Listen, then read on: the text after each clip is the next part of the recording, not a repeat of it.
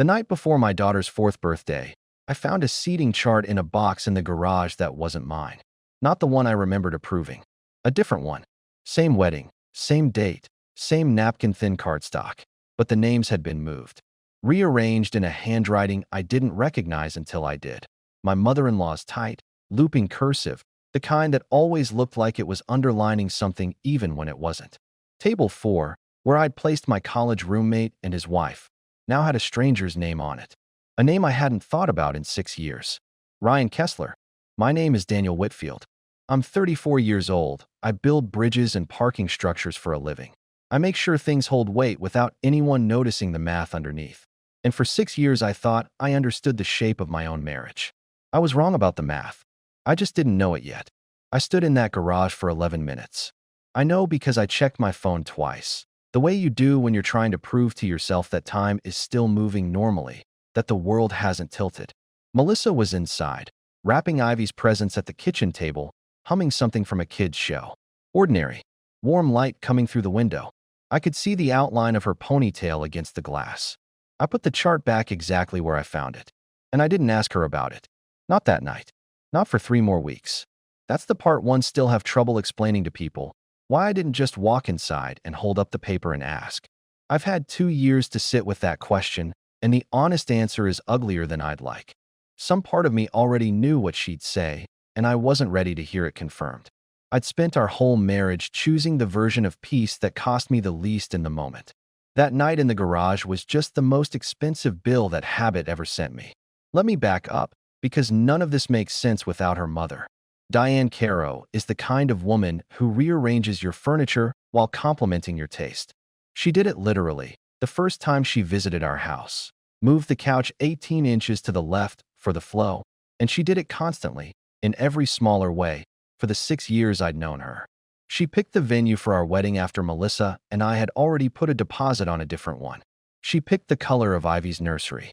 She had opinions about our mortgage, our vacations, the particular brand of coffee Melissa should be drinking to help with her energy levels, whatever that meant. And every time, I watched Melissa fold. Not loudly, not with an argument. She just quietly rerouted her own preferences to match her mother's, the way water finds the lowest point without appearing to try. I used to think that was sweet. Family closeness. I told myself that for years. What I didn't understand, what I wouldn't understand until much later, was that Diane had never fully accepted me as the ending to Melissa's story. She'd had a different ending in mind.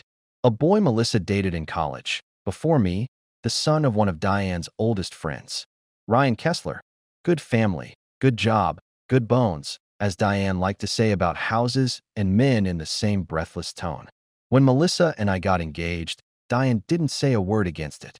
She just kept a small, patient door propped open somewhere in the back of her daughter's life, the way you leave a window cracked in a house you don't plan on selling.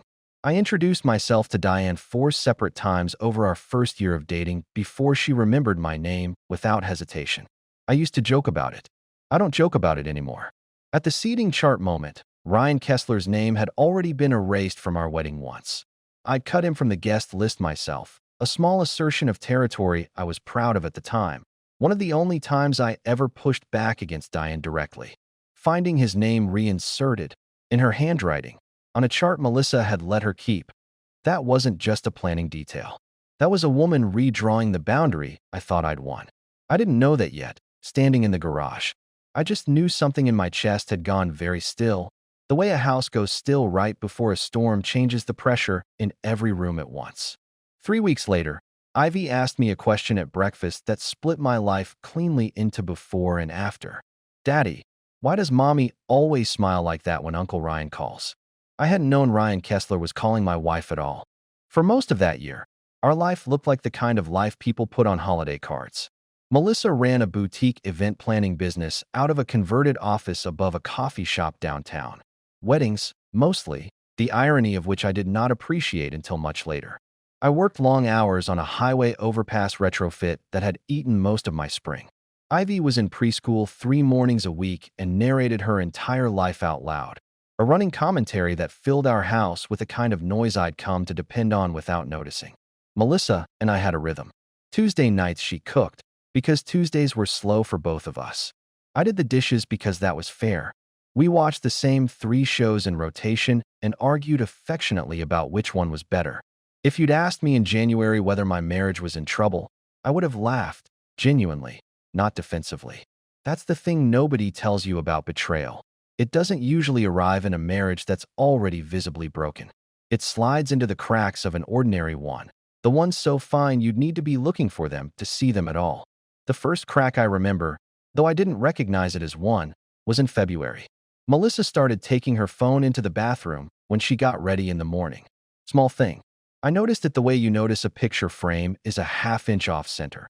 A flicker of attention that doesn't rise to the level of a thought. She'd always left it charging on the nightstand before. Now it went with her, face down, into a room with a door that locked. I didn't ask about it. I told myself she was probably reading something private, work emails, whatever. This is the flaw I mentioned. I have spent most of my adult life avoiding questions that might lead somewhere uncomfortable, telling myself that not asking was a form of respecting her privacy, when really it was a form of respecting my own comfort. My father did the same thing with my mother for 30 years, right up until the divorce that surprised everyone except, apparently, him. I used to think I'd broken that pattern. I hadn't. I'd just found a quieter version of it. In March, Diane started coming by more. Ostensibly to help Melissa with a big spring wedding client, one of Diane's own social circle referrals. She'd sit at our kitchen table for hours with color swatches and floral mock-ups, and I'd come home to find the two of them laughing at something that would go quiet the moment I walked in. Not suspiciously quiet, just the ordinary quiet of two women finishing a conversation that wasn't for me. I told myself that was normal too. Mothers and daughters have their own language. I wasn't supposed to be fluent in it. I want to stop here for a second, because if you've ever noticed something was different in your house, the temperature of a room, the rhythm of a laugh, and told yourself it was nothing because naming it felt like more trouble than it was worth, you already understand the next 6 months better than I did while I was living them. By April, Melissa had started going to what she called vendor dinners. Once a month, sometimes twice, always with people I never met, always described in the same vague industry language. A florist she was courting, a venue coordinator she needed to stay on good terms with. I never questioned the frequency. I should have. Weddings don't have that many vendors worth a dinner meeting every other week, not in a business her size. She came home from those dinners a little brighter than usual. Not drunk, not disheveled, just lit from somewhere I couldn't see the source of. I remember thinking, with a small unfamiliar twist of something I didn't have a name for yet, that she looked the way she used to look coming home from our early dates, before we were engaged, before any of this had settled into routine. I filed the thought away instead of following it anywhere. That was the pattern. Notice, feel something, file it away. The first real behavioral tell, the kind I'd only recognize as one much later, came at the end of April. Melissa had always left her laptop open on the kitchen counter, calendar visible, the ordinary transparency of two people who'd never needed to hide anything from each other. That week, for no reason she offered and I didn't ask about, she started closing it every time she stepped away. A small habit, a door closing softly instead of staying open. I noticed. I didn't ask. In May, Diane invited us, meaning Melissa, mostly, with me as an afterthought, to a dinner at her country club to celebrate an anniversary of some family friends. I recognized almost no one there. Near the end of the night, a man I didn't know approached our table, greeted Diane with real warmth, greeted Melissa with something that took me a beat too long to place.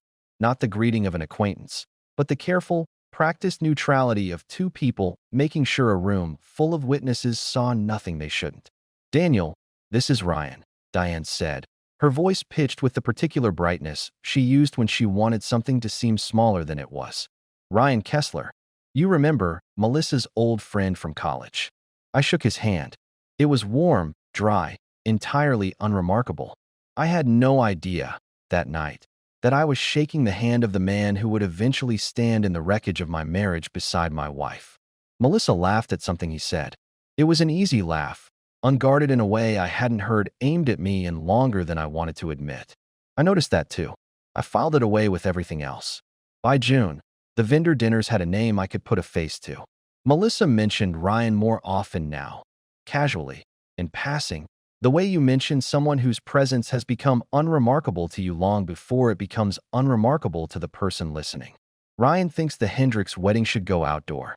Ryan knows a florist in Portland who'd be perfect for the fall booking. I asked, once mildly, why Ryan was suddenly so involved in her business decisions. He's helping me build out the vendor network, she said, not looking up from her laptop. His firm does event insurance. It's useful.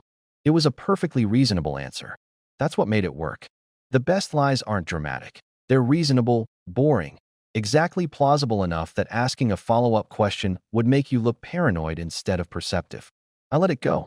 Looking back now, that was the moment I should have asked the question I kept swallowing. Not, is something happening? But simply, why does his name come up more than anyone else's in your entire vendor network? I didn't ask it. I told myself I trusted her, and that was true, but trust and cowardice can look identical from the inside if you don't examine them closely enough. The unusual behavior accumulated in small, deniable pieces. She started going to the gym more, a new one, farther from the house than the old one, at hours that didn't match her usual schedule.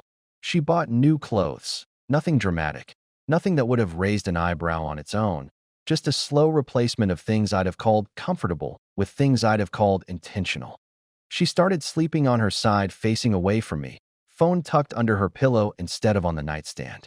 I didn't notice the phone.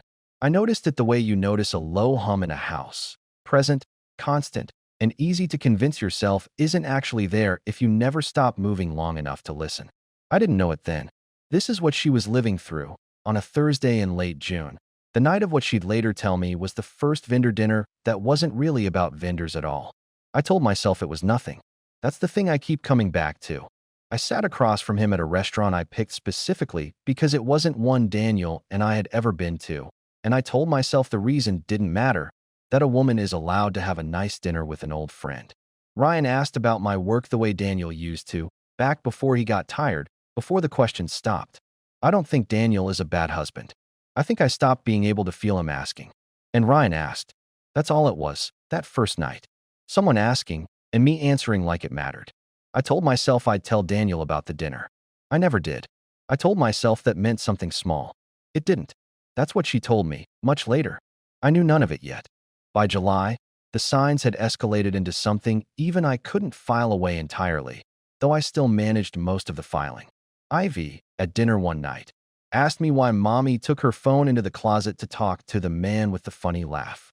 Melissa laughed it off. Ivy, sweetheart, that's just work. A beat too fast, a register too bright. I watched her hand tighten fractionally around her fork. It was the first time I saw fear cross her face and mistook it for something else. I told myself she was embarrassed her daughter had said something odd in front of me. Something tightened in my chest in that moment, small and wordless, and I still didn't ask. That same week, I found a charge on our shared credit card statement for a hotel downtown. A Tuesday night, 40 minutes from our house, the kind of number that could be explained a dozen boring ways. When I asked, Melissa said it was a last-minute venue walkthrough for a client whose event space had double booked. She said it fast, but not too fast. Practiced, maybe, though I wouldn't let myself think that word yet. I accepted the explanation because accepting it was easier than what came after not accepting it. I want to be honest about something here, because it matters to how the rest of this unfolded. I made a mistake that summer that I am not proud of. A client's assistant at my firm, younger, attentive, easy to talk to in the specific way that flatters a man who feels invisible at home, started texting me more than was strictly professional. Nothing happened. I want to be clear about that. But I let the texting continue longer than I should have, enjoyed the attention more than I should have, and didn't mention it to Melissa, telling myself it was harmless because nothing physical occurred. It wasn't harmless. It was its own small betrayal of honesty, and it matters here because it means I wasn't a perfect victim walking blindly into someone else's story. I had my own blind spot, my own quiet dishonesty, running in parallel with hers. I don't say that to excuse what she did. I say it because pretending I was flawless would be its own kind of lie, and I've told enough of those to myself already. By August, Diane had become a constant fixture in a way that started to feel less like closeness and more like surveillance. Except I had the direction backward. She wasn't watching Melissa for me. I understood, eventually, that she'd been managing the situation the whole time, smoothing over small inconsistencies before I ever noticed them, running interference I mistook for hospitality. Melissa's just stressed with the Hendricks wedding. She told me once, unprompted, when I mentioned Melissa seemed distracted. I hadn't asked her opinion. She gave it anyway, the way she always did, and I took the explanation gratefully, because it cost me nothing to believe it. September is when the filing system I'd built my whole adult life on finally collapsed under its own weight. It started with the garage box, the seating chart, 3 weeks sitting in my chest like a stone I hadn't decided what to do with. I finally pulled it back out on a Sunday when Melissa took Ivy to her mother's for the afternoon. I photographed it.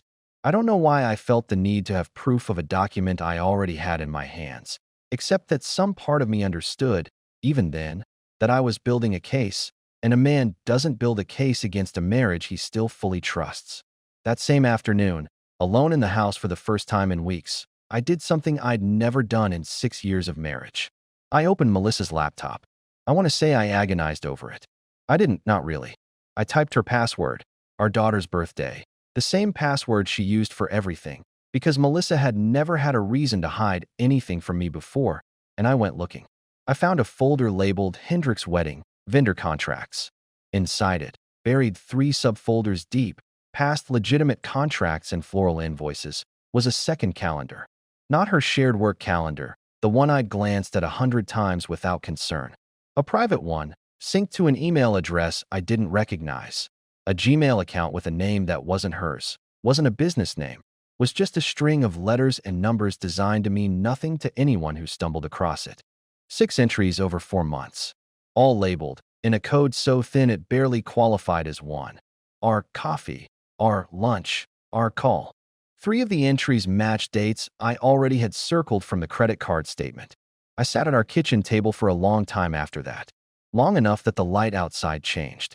I remember thinking, with a strange, detached clarity, that the house looked exactly the same as it had that morning. Same photographs on the wall. Same crayon drawing of our family that Ivy had taped to the fridge, 3 stick figures holding hands under a yellow sun. Nothing about the physical world had shifted, and yet everything had. I called my brother that night, not to tell him what I'd found. I wasn't ready to say it out loud yet, but just to hear a voice that had nothing to do with any of it. We talked about football for 20 minutes. I hung up feeling worse, not better, because I understood I'd used him to postpone something instead of face it. I want to stop here for a second, because if you've ever found the one piece of evidence that changes everything and then sat with it in silence instead of confronting it, not out of strength, but because some part of you is still hoping you're wrong, you already know what the next 2 weeks looked like for me. Over the following weeks, I gathered more, methodically, the way I'd approach a structural failure at work, find the load point, trace the crack back to its origin, understand the whole system before you touch anything. I pulled 6 months of credit card statements and mapped every unexplained charge against Melissa's calendar. I found a second phone case, empty, in the back of her closet, no phone inside it, which told me more than a phone would have, because it meant she'd upgraded and hidden the evidence of an older device I'd never known existed. I found a receipt for a piece of jewelry I'd never seen her wear, dated to a month I remembered clearly because it was the week of my mother's birthday. A week I remembered Melissa being distant and tired. There were red herrings along the way that cost me time and nearly sent me somewhere false. A late-night text from a number I didn't recognize turned out to be nothing more sinister than her business partner, panicking about a canceled cake vendor 2 days before a wedding. A withdrawal of cash from an ATM I couldn't immediately explain turned out to be a birthday gift for her mother.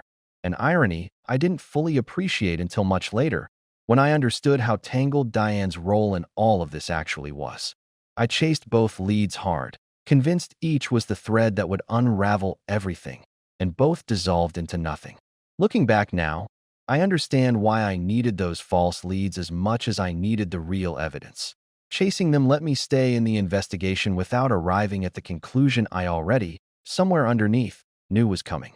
The real thread, when I finally pulled it all the way, led to a boutique hotel 18 minutes from Ryan Kessler's insurance office.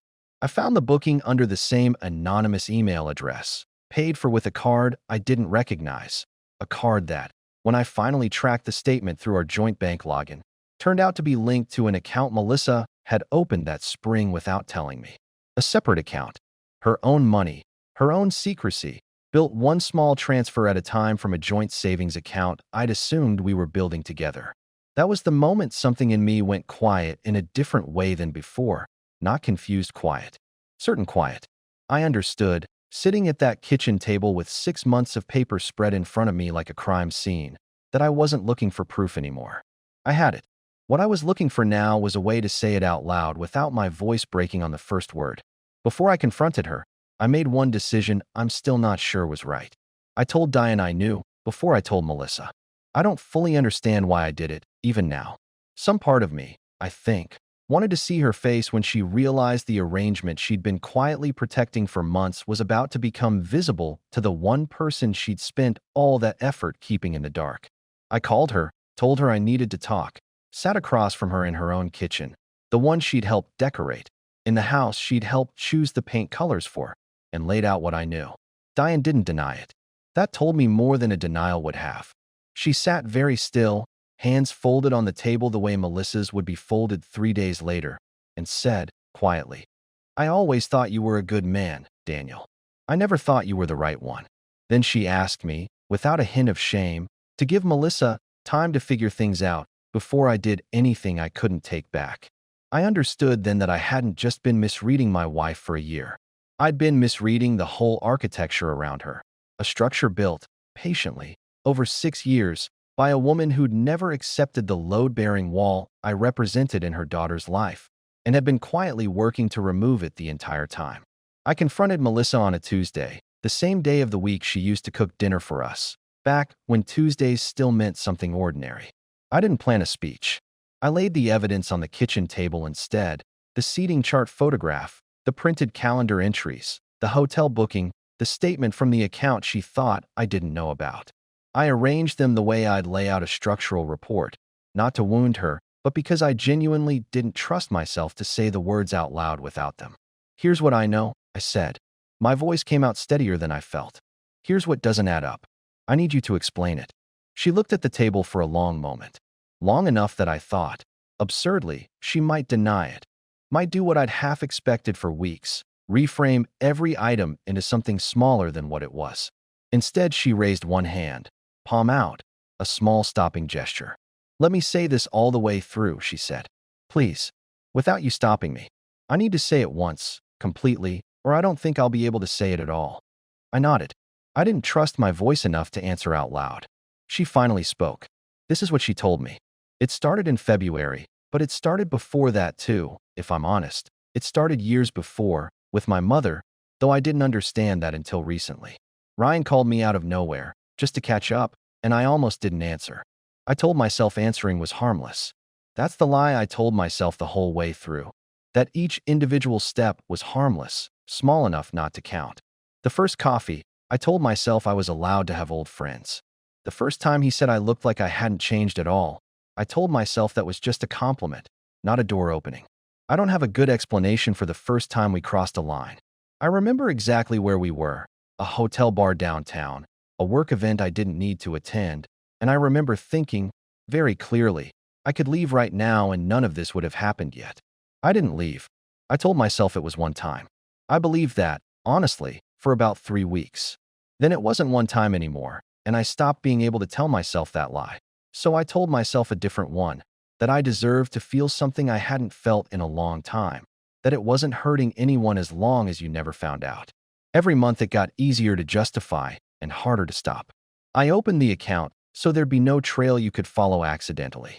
I told myself that was protecting you, keeping you from finding out something that would only hurt you, when really I was just protecting myself from having to face what I was doing. My mother knew almost from the beginning. She never told me to stop. I think some part of her was glad. I hate that I understand why. And I hate more that some part of me needed her to be glad, because I've spent my whole life needing her approval more than I've ever admitted, even to myself. I was scared constantly. Scared of you finding out. Scared of losing Ivy's version of our family. Scared, most of all, of who I was becoming and not being able to stop becoming her. There was a night Ivy asked me why I smiled a certain way when he called, and I went into the bathroom afterward and I couldn't look at myself in the mirror. I couldn't look at her drawing on the fridge for almost a week after that. I told myself I'd end it that week. I didn't. I told myself that a dozen more times before tonight, and I never once meant it enough to actually do it. You finding out is the only reason it's ending. I need you to know that, even though I know it makes everything worse. She stopped. Her hands were still folded, steady in a way that unsettled me more than tears would have. I don't remember standing up. I remember my chair scraping back, loud in a kitchen that had gone completely silent, and then I was gripping the edge of the counter because my legs had stopped feeling entirely reliable. My voice, when it came, broke on the very first word. Not from anger, though the anger was there, underneath, waiting, but from something closer to grief, the specific grief of watching 6 years of shared history rearrange itself in real time into a story I didn't recognize. I sat down again, hard, hands gripping my knees, and for a while I didn't try to stop what was happening to my face. It wasn't weakness. It was 6 years being pulled out of my chest all at once, and there was no dignified way to let that happen quietly. Melissa didn't move to comfort me. I think she understood, in that moment, that she'd forfeited the right to. I want to stop here for a second, because if you've ever sat across from the person who knows you best in the world and realized, in real time, that you no longer know them at all, you understand exactly what that silence felt like. Diane arrived 20 minutes later. Melissa had texted her without my noticing, and stood in the kitchen doorway taking in the scene. The evidence still spread across the table, my face still wet, her daughter's hands still folded in that terrible, composed way. I watched something flicker across Diane's expression that I can only describe as calculation, immediately followed by something that might have been genuine, unwanted regret. She didn't apologize to me. She said, quietly, to Melissa, "I'll go," and left without another word. The closest thing to an admission of her own role that I ever received from her, then or since. I stood up eventually. I didn't shout. I didn't throw anything. I picked up my keys from the counter, and my hands were shaking badly enough that I dropped them once before I managed to close my fist around them properly. "I need to not be here," I said. It was the only sentence I trusted myself to finish. I was gone for 3 days. I told Melissa nothing except a single text, sent from a hotel room 40 minutes outside the city. "I'm fine. Don't call." I turned my phone off after that. I sat with the wreckage in a way I couldn't have done inside our house, surrounded by a crayon drawing of a family that no longer existed in the shape it was drawn in. I came home on the 4th day to collect clothes, not to talk. Melissa was there, and so, unexpectedly, was Ryan's wife. I hadn't known Ryan was married. That detail had never surfaced in 6 months of evidence, 6 years of Diane's careful management, and it landed on me like a second betrayal stacked on top of the first. Proof that this hadn't been some contained tragedy between two unhappy people, but a wider circle of damage I hadn't even known to look for. Her name was Ashley. She'd found out the same week I had. Through a message on Ryan's phone she hadn't been looking for either. She stood in my living room, a stranger in my house, and we looked at each other with the specific, terrible recognition of two people who'd been living the same story from opposite ends without knowing it. "I wanted you to hear it from someone who isn't her," Ashley said, nodding once toward Melissa without looking at her. "Ryan's done this before. Not with your wife specifically. Before her." That detail rearranged the story one final time. Ryan Kessler hadn't been a man swept helplessly into an old flame rekindled by chance. He was a man with a pattern, a man Diane had handed her daughter to with. I have to believe, at least partial knowledge of what he was, because Diane knew everyone in that circle, knew everything about everyone in that circle, and had chosen not to know this one specific thing because knowing it would have interfered with the ending she wanted for her daughter. I understood then that I hadn't just been fighting my wife's choices. I'd been fighting a story someone else had been quietly writing for years, one I'd been cast into as an obstacle from the very beginning, without ever being told the role I was playing. Ashley left first. Melissa and I stood in the kitchen where 6 years of our life had happened, and I told her what I'd already decided in the hotel room, alone, over 3 sleepless nights.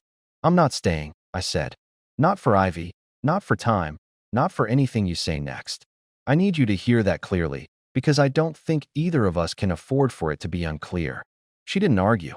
I think some part of her had known, since the moment I walked in with the evidence spread across the table, that this was the only ending available to us. She asked, quietly, if I hated her. I told her the truth, that I didn't, not entirely. But that hate wasn't the thing standing between us anymore.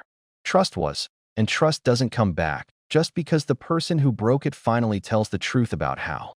The consequences that followed weren't dramatic, but they were real, and they mattered. Melissa lost the version of her life she'd built her identity around without ever fully examining it. The good marriage, the picture-perfect wedding she'd let her mother design, the story she could tell herself and everyone else. In the divorce, she kept the business, but half her regular clients quietly drifted away once word moved through Boise's small, interconnected wedding industry circle. A business built on trust doesn't survive a scandal gracefully, and she understood, I think for the first time, the cost of a reputation she'd spent years building on her mother's terms rather than her own. She and Diane don't speak the way they used to. I heard, secondhand, that Melissa finally said out loud to her mother what she'd never said in 6 years of quiet compliance. That Diane's need to control the shape of her daughter's life had cost her the one relationship that had actually been good for her. I don't know if that conversation healed anything. I know it happened, and I know it was overdue by at least a decade. Ryan's marriage ended within 2 months. Ashley didn't wait around for explanations. He lost his standing in the same social circle Diane had spent years curating. Word travels fast in a country club, faster than any of them expected, and the last I heard, he'd moved to Denver, alone, trying to outrun a pattern I don't think geography can fix. I got Ivy every other week, and every other week became the best days of my life in a way I hadn't expected grief to allow for. I moved into a smaller place near the river, put together furniture I chose myself, for the first time in years, without anyone else's opinion shaping the decision.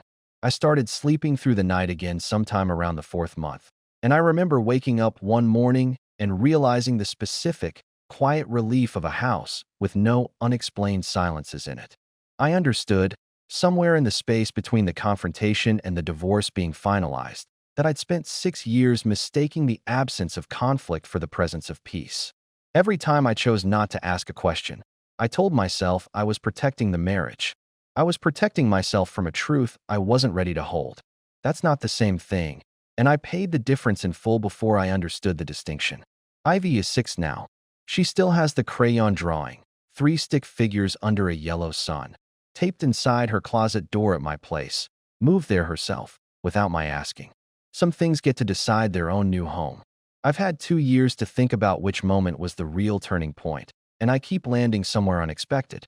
It wasn't the seating chart, and it wasn't the hotel receipt.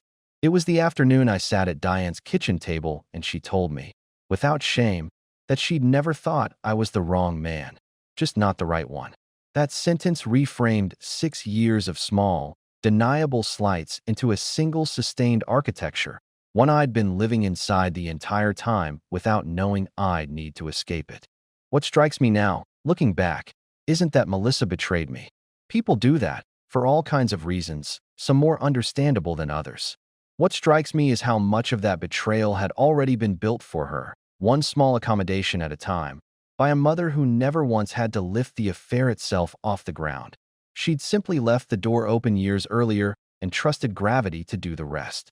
Melissa walked through it. That was her choice, and I don't absolve her of it. But she was walking through a door someone else had spent a decade quietly propping open, an understanding that changed how I think about blame without changing what I decided to do about it. The lesson I keep coming back to has less to do with infidelity specifically and more to do with the smaller failure underneath it. The years I spent avoiding questions because the peace of not asking felt cheaper than the truth might cost. It wasn't cheaper. It was a loan against a future I didn't get to choose the terms of. If there's one thing I'd tell the version of myself standing in that garage with the wrong seating chart in his hands, it's this. The discomfort of asking a question you're afraid of is never as expensive as the years you'll spend not asking it. Have you ever noticed a door propped open in your own life? Not slammed, not obvious, just quietly left ajar by someone who never intended to close it? I think most of us have one. Most of us just don't look at it directly until something walks through it we can't ignore anymore. If this story reminded you of a moment you brushed past because looking at it felt harder than not looking, I'd genuinely like to hear it. Drop one word in the comments. The person or the moment that taught you what a red flag actually looks like once it's too late to unsee it. Thank you for staying with me through this one. Some stories are easier to tell than others, and this was not one of the easy ones. So if you made it to the end, it means something that you did.